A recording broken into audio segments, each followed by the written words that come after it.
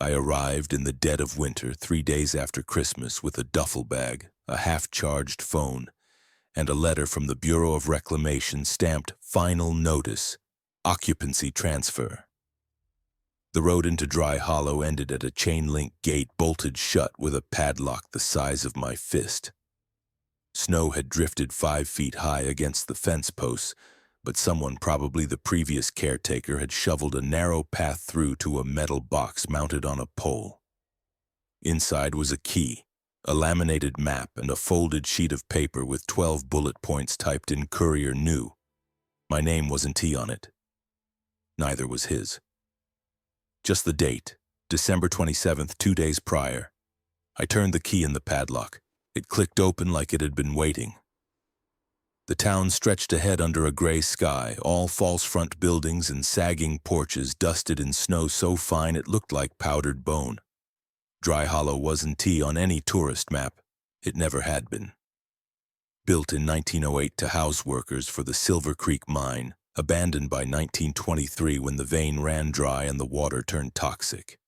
The Bureau kept it preserved, a word that felt generous because of some clause in a federal land use treaty no one remembered.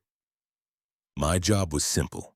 Live in the caretaker-esque cottage at the north end, ensure no one trespassed, maintain the perimeter markers, and follow the rules. The salary was $3,200 a month, paid in cash every quarter. Rent-free, utilities included, no questions asked. I needed it. My third business had collapsed in October. My savings were gone. The university wouldn't take me back. This place didn't care about my past. It only cared whether I obeyed. The cottage was small, 2 rooms, a wood stove, a kerosene lamp, a battery-powered radio on a shelf, a narrow bed, a table, a locker bolted to the floor. No running water, an outhouse 50 yards behind marked with a red X on the map. The previous caretaker had left everything: canned beans, matches, a stack of batteries, a coil of duct tape, a box of road flares, and a notebook labeled log.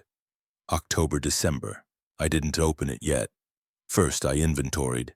12 cans of food, 4 gallons of water in plastic jugs, 18 D-cell batteries, 1 roll of duct tape 3/4 used, 6 flares, 1 flare gun, 1 flashlight with a cracked lens, 1 set of spare radio crystals, 1 metal key ring with 7 keys, none labeled, 1 pocket knife, 1 wool blanket, 1 thermos, 1 pair of heavy gloves, 1 winter coat, too large. Everything was accounted for, neatly arranged.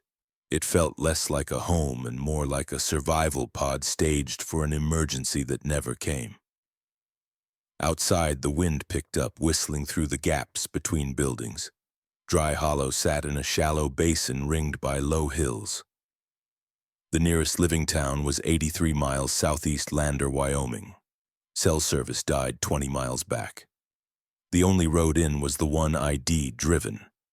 According to the map, there were 3 other exits, all marked closed, do not use, blocked by rockfalls or washed out bridges. The Bureau's instructions were clear. I was not to leave the town limits except for supply runs every 90 days, coordinated via radio with a dispatcher in Casper. Those runs lasted no more than 4 hours. Everything else, food, fuel, batteries, had to last. Waste went into sealed barrels stored in the root cellar beneath the cottage. No burning, no burying. The radio crackled to life at exactly 6 p.m. A voice, flat, female, no accent, said, "Casper dispatch to Dry Hollow caretaker. Confirm arrival." I picked up the mic.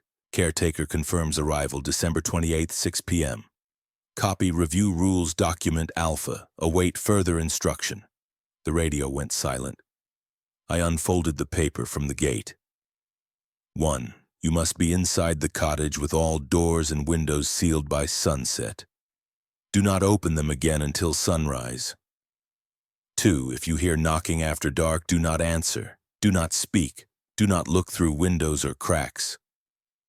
Wait 15 minutes after the last knock before resuming normal activity. 3. You may walk the perimeter during daylight hours only. Stay on marked paths. Do not enter any building except the general store for inventory. the post office for mail drops, and the caretaker's cottage. 4. The outhouse is for waste only. Spend no more than 5 minutes inside. Leave the door unlatched. 5. Between 10 p.m. and 4 a.m., all lights in the cottage must be extinguished except the kerosene lamp on the table. It must burn continuously. If it goes out, relight it immediately using only the matches stored in the tin on the shelf. Do not use the flashlight. 6. If you see another person in town after dark, do not approach. Do not speak to them. Return to the cottage immediately. Lock the door. Wait until sunrise. 7. Animals do not live in Dry Hollow. If you see one, note its location, species, and behavior in the logbook. Do not feed it. Do not follow it. 8. The general store inventory must be checked every Monday at noon. Count all cans, bottles, and tools. Report discrepancies to Casper Dispatch on Channel 6 between noon and 1 p.m. 9. Do not use the mirror in the cottage bathroom after sunset. Cover it with the cloth provided before 6 p.m. 10. If the radio broadcasts static for more than 3 minutes between 9 p.m. and 5 a.m., switch to Channel 3 and wait. Do not transmit. 11. Rain or snow does not suspend any rule. 12. You are not alone, but you must act as if you are. I read them twice, then I covered the mirror with the gray cloth hanging on the back of the bathroom door. I checked the kerosene level 3/4 full. I tested the radio Channel 6 clear, faint hiss on Channel 3. I locked the door. Outside, the last light bled from the sky. The wind moaned through the eaves. I sat at the table and waited. The rules didn't explain why. They didn't need to. They only said what to do, and I intended to do it. My first full day began at 7 a.m. I melted snow for water, ate a can of beans cold, and walked the perimeter as instructed. The path was marked by faded green posts every 20 yards. The snow muffled my steps. The buildings stood like sentinels, windows dark, doors nailed shut. At the general store, I used the key on the ring marked GS.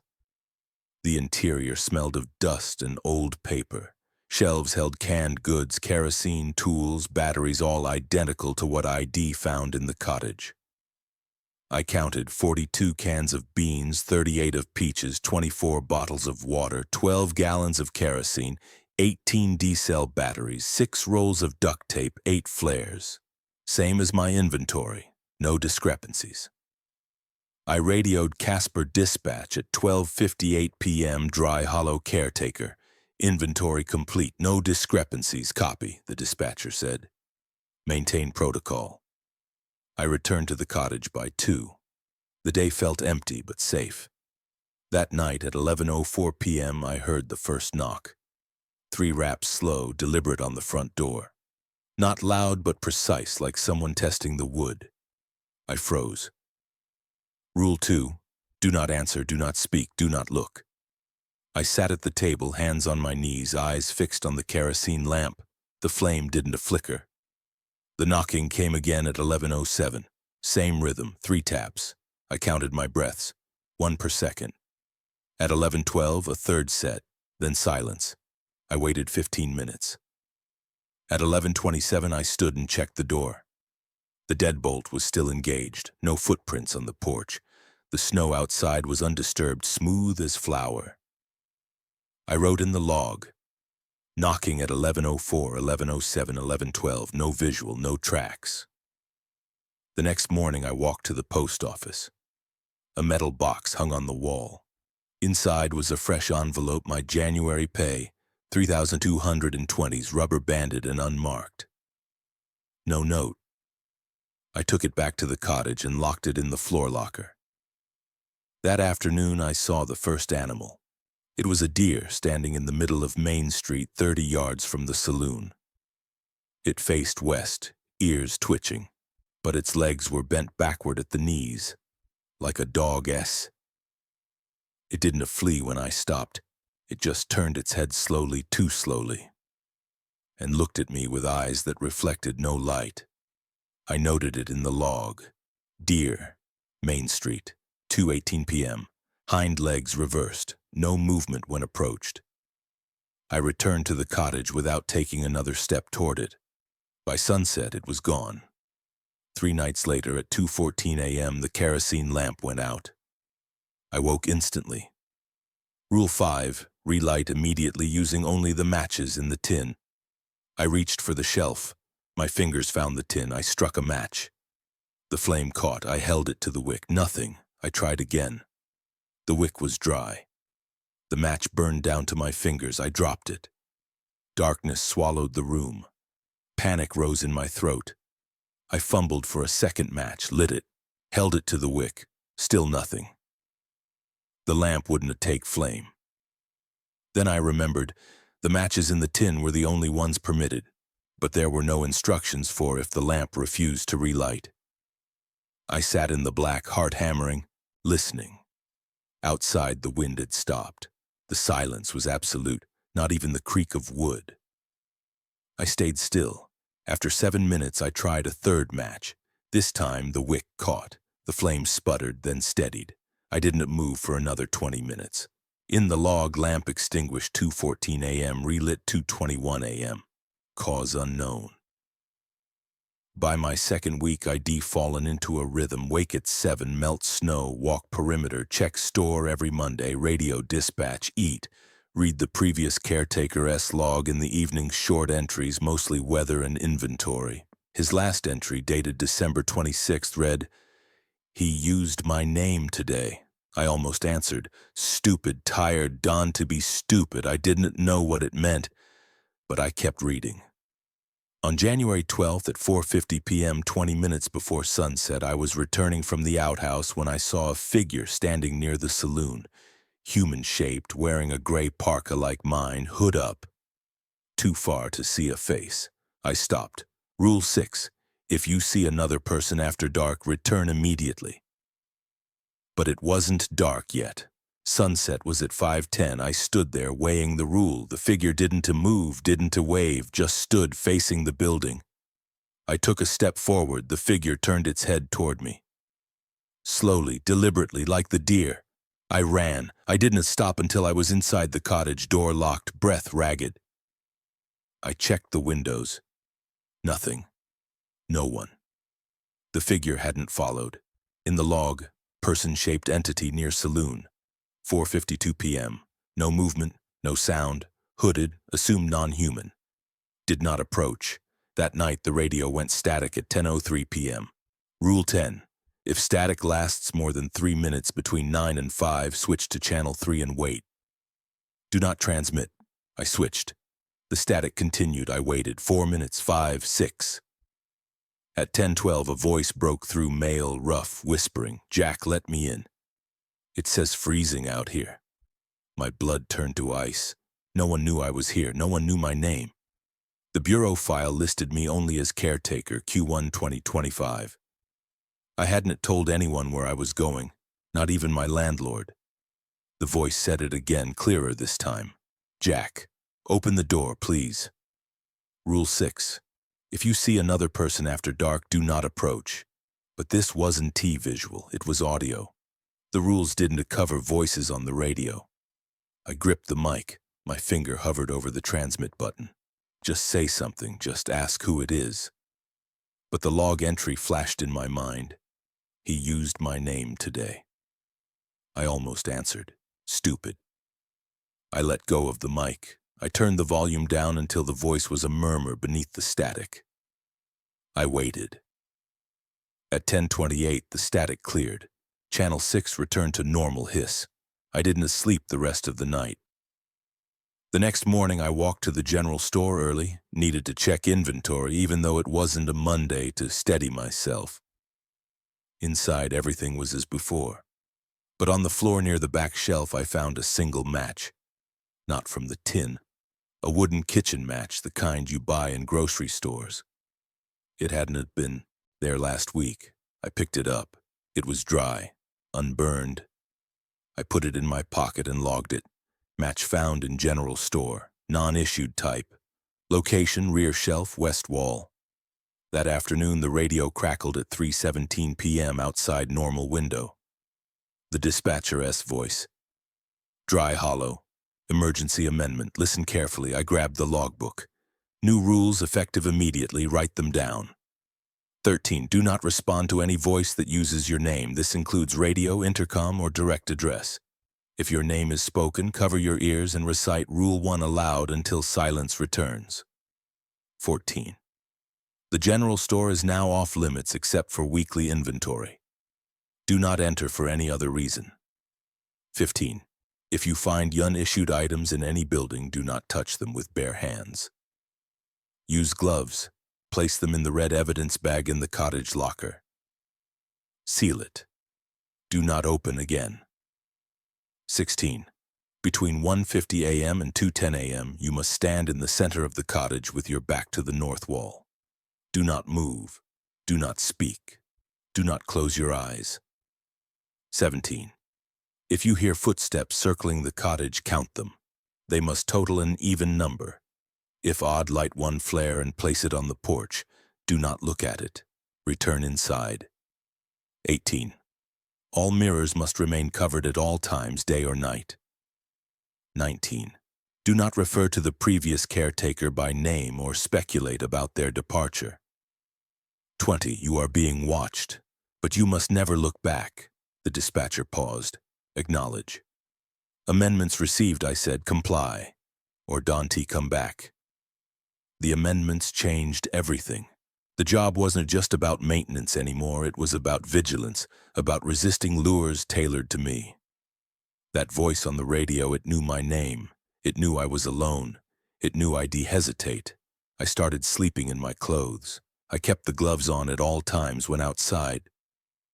I practiced reciting Rule 1 in my head.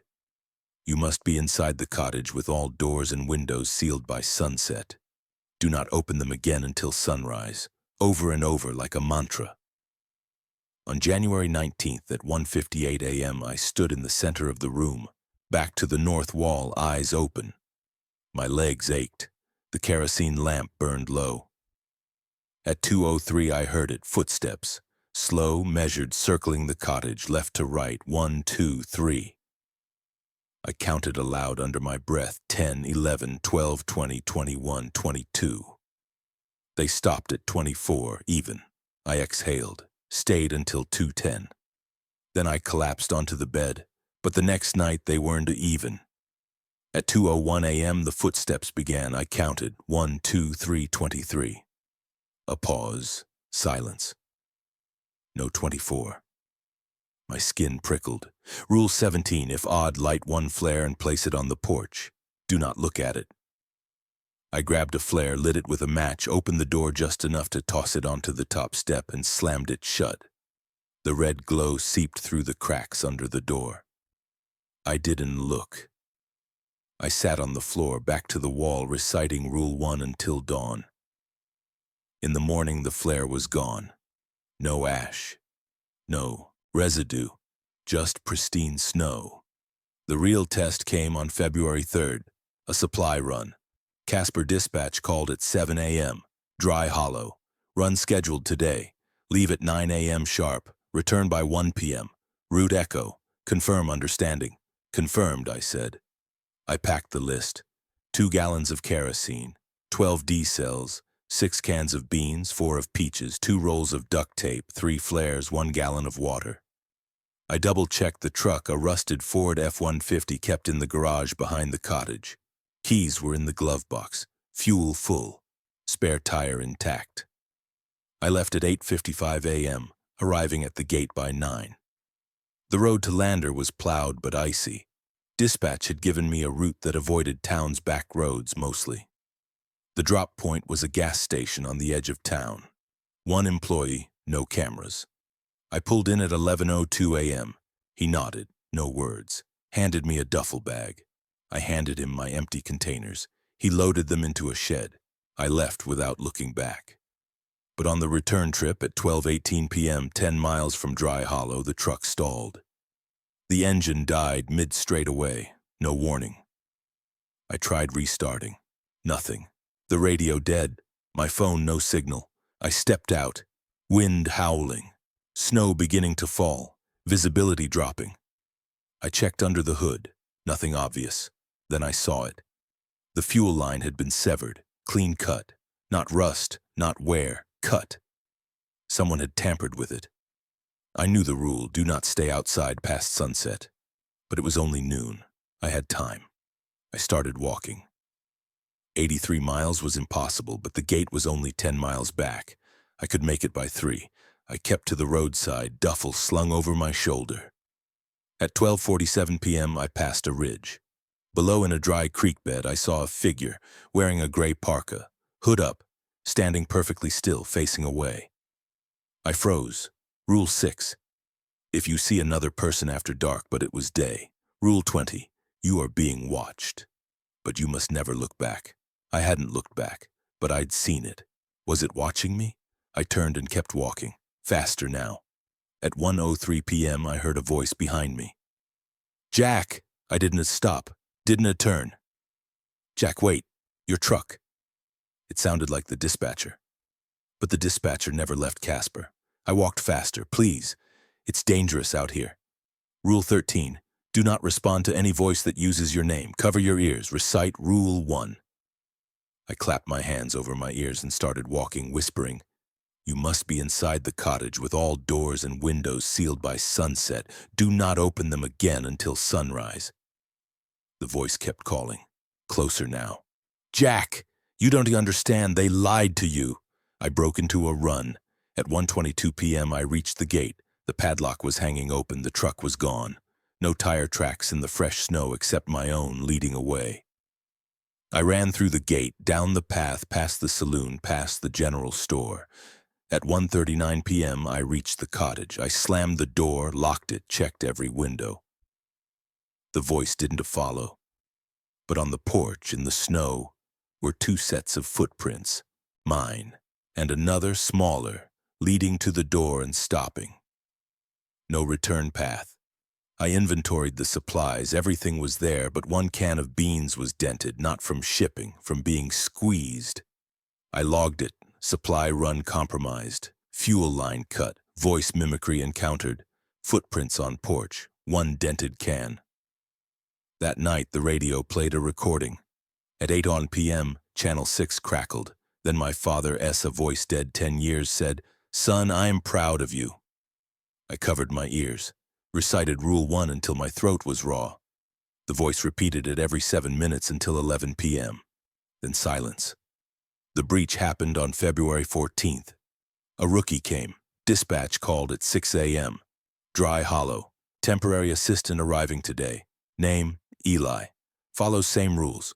You are responsible for compliance. No, I said. The rules say I am alone. Amendment 21 supersedes. He arrives at noon. Train him, or you relieved. Eli showed up in a Bureau SUV 22, nervous, carrying a duffel. He'd read the rules, but hadn't lived them. They said you to show me the ropes, he said, grinning. Place gives me the creeps already. I showed him the cottage, gave him the log, read him the rules. He laughed at Rule 12. You are not alone. But you must act as if you are. That is just spooky stuff, he said, probably to keep us sharp. That night at 11:03 p.m., the knocking started. 3 raps, then 3 more. Eli stood up. Shouldn't we check? No, I said, Rule 2. But what if it someone hurt? It not. He paced. At 11:15, the knocking came again, closer, on the side window. Eli walked to the curtain. Just a peek, he said. I grabbed his arm. Dante. He shook me off, pulled the curtain back an inch.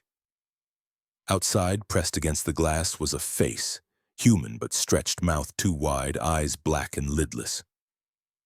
It smiled. Eli screamed. He stumbled back, tripping over the table. The kerosene lamp fell. Glass shattered. Flame hit the floorboards. Get out! I yelled. We ran. Outside, the fire spread fast, old wood, dry as tinder. I dragged Eli to the outhouse, the only stone structure nearby. We huddled inside, door open just a crack. The cottage burned for 2 hours. At 1:17 a.m., it collapsed. Eli was shaking. It looked like my sister, he whispered. She died last year, it called her name. I didn't respond. At sunrise, we walked through the ashes, nothing salvageable. But the locker bolted to the foundation was intact. I pried it open. Supplies mostly okay. Radio melted. Flares gone. Batteries fine. Eli wanted to leave. This place is cursed. You signed the contract, I said. You stay or you vanish, like the last guy.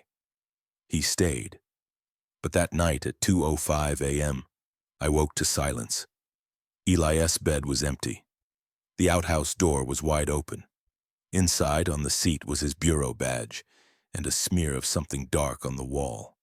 Not blood, too glossy, like oil. I didn't go after him. Rule 6, if you see another person after dark but he wasn't a person anymore. Not really. I radioed Casper the next morning using the spare unit from the locker. Dry hollow. Assistant terminated. Request emergency protocols. The dispatcher didn't ask questions. Copy. Emergency protocols echo in effect. Listen. 22. Sleep in the general store from now on. Barricade the door with the metal shelf. Sleep facing east. 23. You must check the perimeter every 3 hours, day or night. Exact timing, 3 a.m., 6 a.m., 9 a.m., noon, 3 p.m., 6 p.m., 9 p.m., midnight. Deviation not permitted. 24. If the town layout appears altered, buildings moved, paths shifted, follow the green posts only. Do not trust your memory. 25. Burn 1 flare at each perimeter check. Drop it at the farthest point. Walk back without looking. 26. You are now alone. Do not pretend otherwise. The siege began the next night. A storm rolled in blizzard conditions, 0 visibility.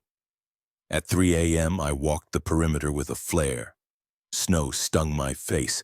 Halfway to the saloon, the path vanished. I found the next green post by feel. Behind me, footsteps. Not mine, matching my pace. I didn't turn. Dropped the flare, walked back. The footsteps stopped at the flare's edge. At 6 a.m., the store's back door was ajar. It had been locked. Inside, the inventory was scattered. Cans opened, contents smeared on the walls. Words formed in the mess. Let me in, Jack. I cleaned it, restocked. Radioed, dry hollow. Incident contained. At 9 p.m., during the perimeter walk, I saw the town had changed. The livery stable was gone. In its place, a new building, small, windowless, with a door painted red. It hadn't been there before. Rule 24, follow the green posts only. I ignored it. Dropped the flare, walked on. The worst was at midnight.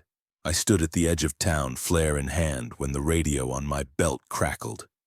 Eli's voice, Jack, I am in the red building. It's warm here, come get me.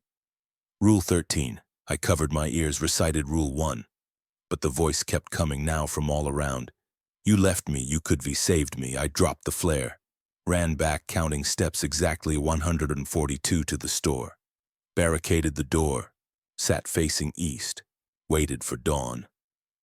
By March 1st, I was a ghost myself. I slept 4 hours a night, ate cold beans, checked the perimeter like clockwork. The town shifted, daily, buildings rotating, streets shortening by exactly 7 yards each time I measured. I stopped measuring, just followed the posts. The radio gave one last amendment, 27. On the first day of spring, you will prepare the cottage for the next caretaker. Leave the rules, leave the log, leave the key in the gate box, walk out, do not look back. Spring came on March 20th. I rebuilt the cottage using salvage timber, restocked the locker, copied the rules, core, amendments, emergency onto fresh paper, placed them on the table. Wrote a final log entry. Eli breached Rule 2. Consequence unknown. Town stable for now. Handover complete. At dawn, I put the key in the gate box, walked to the road, got in the bureau SUV they left, drove away. In the rear view mirror, dry hollow shrank to a dot, then vanished behind the hills. I didn't look back, but in my duffel, in the glove compartment, in the seat crease, I found them for weeks afterward. Single kitchen matches, dry, unburned. And once a note in my own handwriting, though I never wrote it. You were still on the list. I keep the rules in my wallet now, just in case. And every night at 2:14 a.m. I check the locks. The days after I left Dry Hollow didn't feel like freedom. They felt like waiting. I drove the Bureau SUV to Casper, returned the keys without speaking to anyone, and boarded a Greyhound south. By the time I reached Denver, my hands still shook when the wind rattled a window. I rented a room above a laundromat using cash from my final pay envelope, $3,200 untouched. I didn't open a bank account, didn't reconnect with old friends, didn't look for work. I just watched the street from my third-floor window, counting how long pedestrians paused at corners, whether their steps matched in rhythm, if any of them wore gray parkas. I told myself it was caution, but it was more than that. It was calibration. My body had learned a different gravity in Dry Hollow, one where silence wasn't absence but pressure, where stillness wasn't peace but tension coiled tight. In the city, sound never stopped. Sirens, chatter, bass from passing cars, the hum of electricity in the walls. It should have been comforting. Instead, it felt like static, a cover for something moving just outside perception. I slept with the closet door closed and the bathroom mirror covered in a towel. I kept a flare in my coat pocket. I never answered the door unless I'd been expecting someone for at least 24 hours.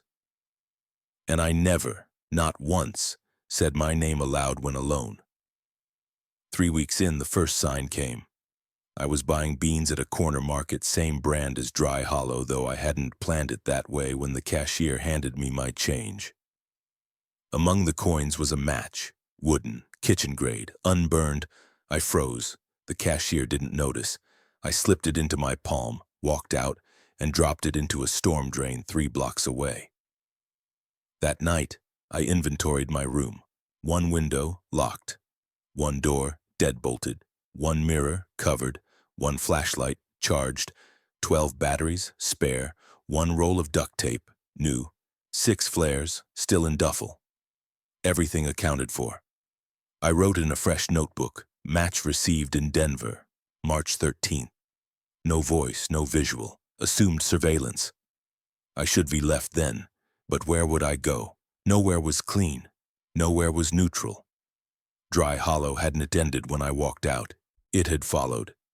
April brought rain, steady cold drizzle that slicked the streets and turned alleyways into mirrors. I avoided puddles that reflected too clearly, never looking directly at my own face in them.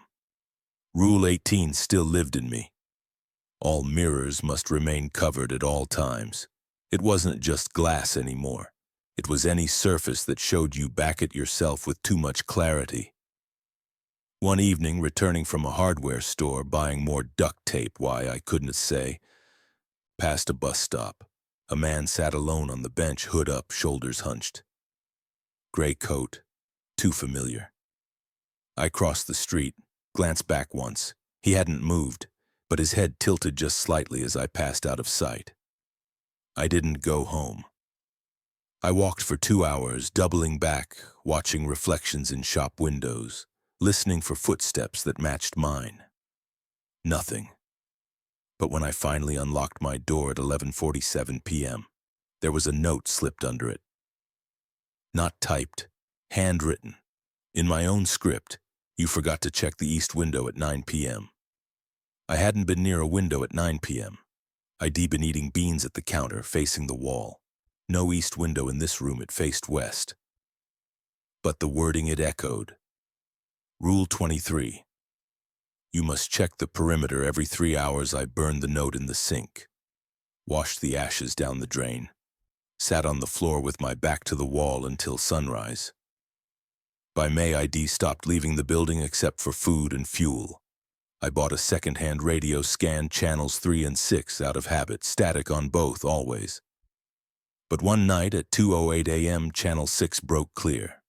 A voice, female, flat, said, Casper dispatch to Dry Hollow Caretaker, confirm status. My breath stopped. I didn't answer, didn't touch the mic, just turned the radio off, unplugged it, buried it in the duffel. The next morning, a package arrived at the front desk. No return address. Inside, a single green post, 18 inches tall, painted with faded reflective stripes. Exactly like the ones in Dry Hollow. Wrapped in burlap, no note.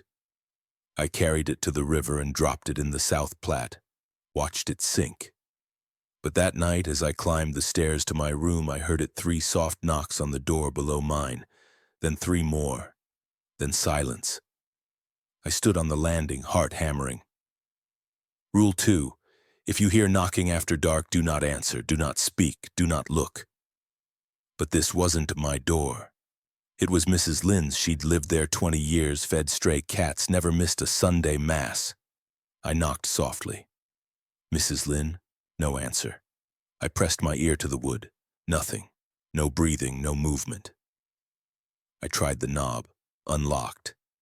The apartment was empty, not abandoned furniture still there, dishes in the sink, TV remote on the couch, but no sign of her. Photos still on the wall, coat on the hook, but no Mrs. Lynn. And on the kitchen table, a single flared match burned down to the tip. I backed out, locked her door from the outside with my own key. She'd given it to me in case of emergencies last winter. Ran upstairs, packed my duffel in 6 minutes. Left the rent money on the counter, didn't look back. I drove west. Not toward Dry Hollow, never that, but into Utah, then Nevada, then Northern California. I stayed in motels that took cash, never more than 2 nights. I slept with the curtains closed, the chair braced under the door, the flare gun in my hand. I checked the room for mirrors, covered them with towels. I timed my showers to under 5 minutes. Rule 4 still echoed in my bones, though there was no outhouse here. In a town called Cedar Ridge, population 412, I saw the red building. It stood at the edge of a dry field, half hidden by juniper trees. Small, windowless, door painted red. Identical to the one that had appeared in Dry Hollow during the storm. I parked a quarter mile away, watched it through binoculars for 3 hours. No movement, no sound, just the wind in the branches. I didn't approach, but I circled the town that night, counting buildings, measuring distances with my odometer. At exactly 2:05 a.m., I passed the field again. The red building was gone. In its place was a green post. I left Cedar Ridge before dawn. Summer came, heat baked the asphalt.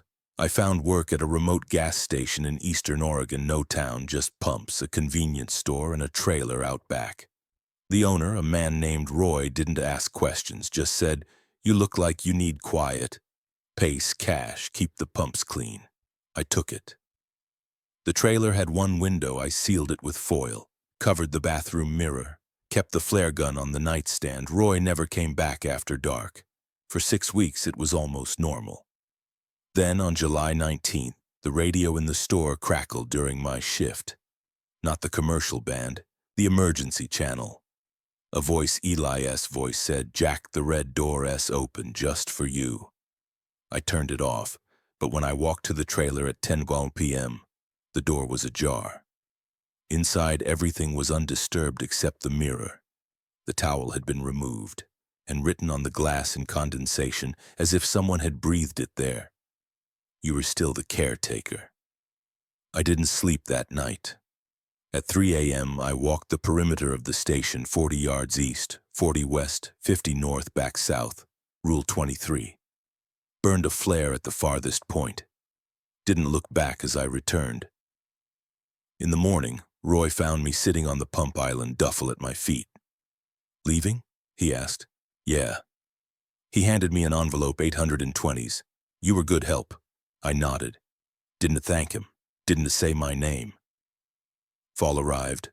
I drifted north into Washington, then Idaho. I stopped checking the news, stopped using credit cards, lived off cash, beans, and water. The flare count dropped to 4. Batteries to 10. Duct tape nearly gone. One rainy afternoon in Coeur d'Alene, I passed a library. On impulse, I went in, sat at a public terminal, typed Dry Hollow, Wyoming into the search bar. No results. Tried Silver Creek Mine.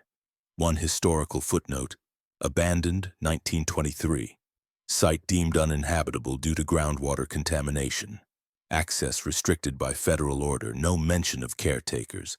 No Bureau of Reclamation involvement. No record of the town existing past 1930. I printed the page, burned it in a trash can behind the building. But as I turned to leave, a man stood in the doorway. Late 50s, weathered face, wearing a faded denim jacket with a patch on the shoulder, a silver crescent moon over a creek. The same emblem ID seen on the previous caretaker, his coat in Dry Hollow. He looked at me, didn't speak, just held out a folded piece of paper. I didn't take it. He placed it on a bench and walked away. I waited 10 minutes, then opened it. It was a map, not of Dry Hollow, of a place I'd never seen: mountains, a river bend, a cluster of buildings marked with green posts. At the center, a red door. At the bottom, handwritten, "Your shift isn't over." I left the map on the bench, walked 3 miles in the rain before hitching a ride east. November. Snow returned. I was in Montana when the call came, not on a radio but on a payphone outside a truck stop. I hadn't used one in months. But as I passed it, it rang. Once, twice. I answered, static. Then the dispatcher's voice, "Dry Hollow caretaker. Report for duty." "I quit," I said. "You don't quit," she said. "You hand over and no one else come to take it." Silence. "The town s spreading," she said. "We've contained 3 outbreaks already. Cedar Ridge, Dry Creek, Black Pines, all traced back to breaches during your tenure." I followed the rules, I whispered.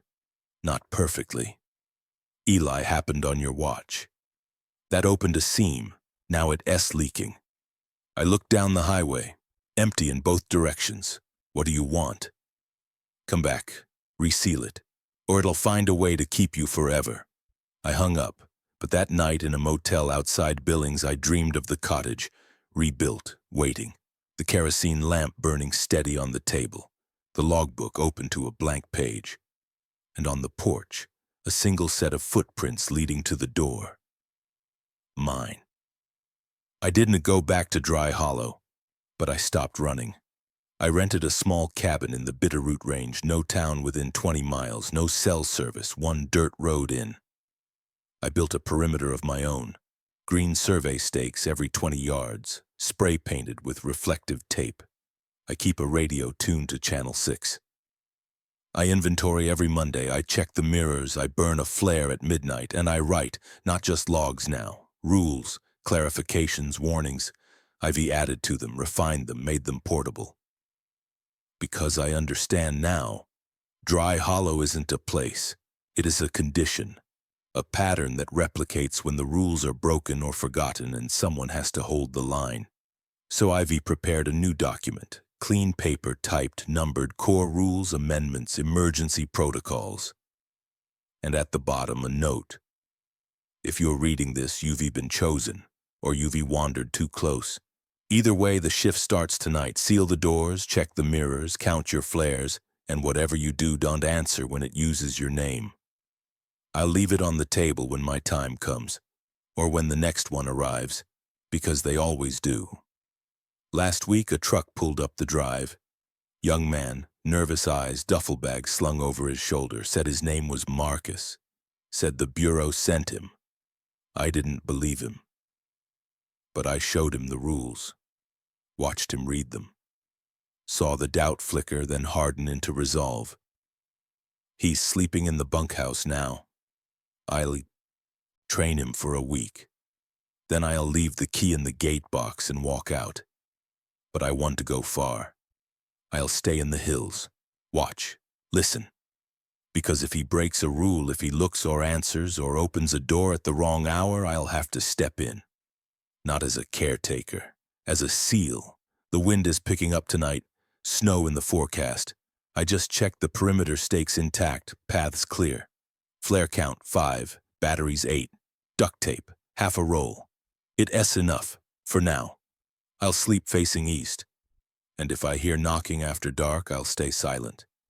Not because I'm afraid, but because the rules are the only thing standing between us and what waits in the red door. and someone has to remember them.